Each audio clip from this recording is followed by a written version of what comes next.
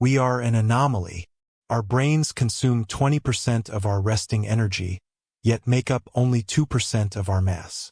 Evolution demands ruthless efficiency and parsimony. So why did nature bet everything on this massive, metabolically wasteful supercomputer? This isn't just a story about incrementally bigger skulls. This is the story of the silent leap, the critical evolutionary breaks that allowed consciousness to transcend mere survival and begin to reshape reality itself. We must investigate how the non-negotiable laws of biology were overridden. But first, we must analytically define the subject. What is intelligence? For too long, we defined it solely by our own capacity. For this investigation, we use a broader, more rigorous definition: the adaptive ability to solve novel problems in varied environments. The earliest glimmer wasn't even a brain, but a diffuse neural net, like those found in jellyfish 600 million years ago. Their intelligence was reactive, tied only to immediate physical inputs, optimizing for simple survival mechanisms, not prediction. The fundamental shift came with bilateral symmetry. Organisms developed a front and back, concentrating neurons at the leading edge.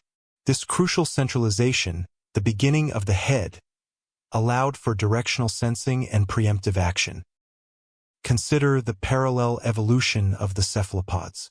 The octopus, an invertebrate, possesses distributed intelligence, 9 brains capable of complex camouflage and advanced problem-solving. Yet their evolutionary path is entirely separate from ours. It proves that cognitive complexity is not exclusive to our lineage. The vertebrate path provided a different long-term potential. Specifically, the development of the neocortex, the new bark, initially in early mammals. This thin, layered structure allowed for sophisticated sensory integration, flexible learning, and predictive planning. Fast forward to the primate line. The selective pressure was immense, driven by complex 3D environments. This favored better eyesight, precise hand-eye coordination, and the ability to mentally simulate movement, all demanding significant computational overhead. This is the point where the metabolic trade-off became existential. A human brain needs 10 times the energy of an equivalent amount of muscle tissue. To fuel this growing computational demand, our ancestors needed a massive, reliable, and unique caloric subsidy. That subsidy was fire. Cooking unlocked nutrients that raw food couldn't provide, essentially predigesting food outside the body. This allowed us to shrink our guts, another high-energy organ, and divert that massive energy saving directly to brain expansion. Tool use didn't just happen because we were smart. Tool use accelerated intelligence.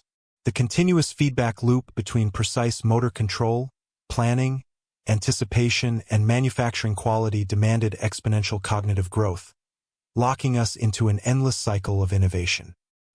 But perhaps the greatest evolutionary driver wasn't environment, but each other.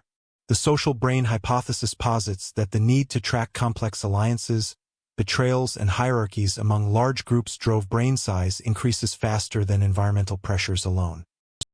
Language, critically, became the ultimate social scaling tool.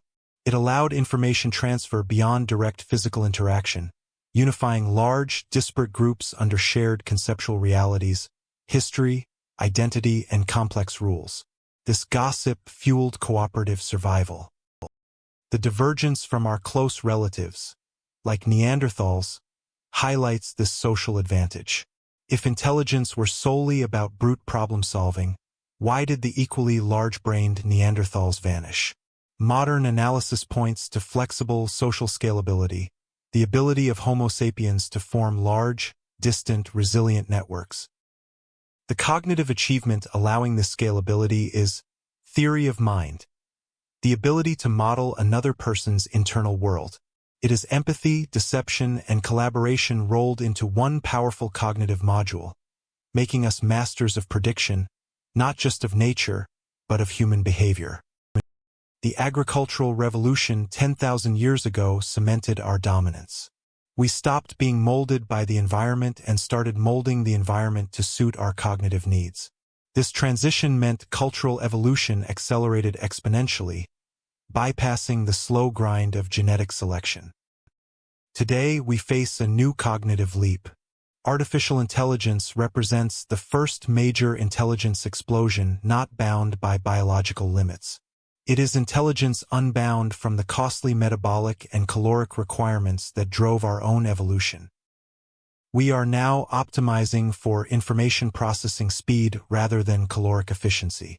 The critical question posed by our own evolutionary history isn't how we evolved, but what intelligence wants when it is finally freed from the constraints of pure biological survival.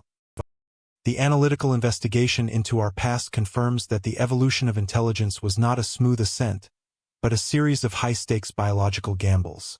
The bilateral body, the costly brain, the invention of fire, and the necessity of deep social connection.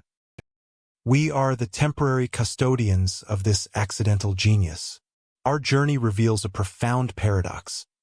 Our current technological power, born of exceptional intelligence, far outstrips the evolutionary wisdom honed over millions of years.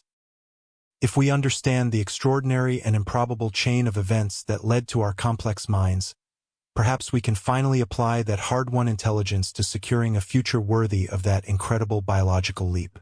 Hit like if this investigation sparked your own curiosity, and subscribe for more deep dives into life's greatest mysteries.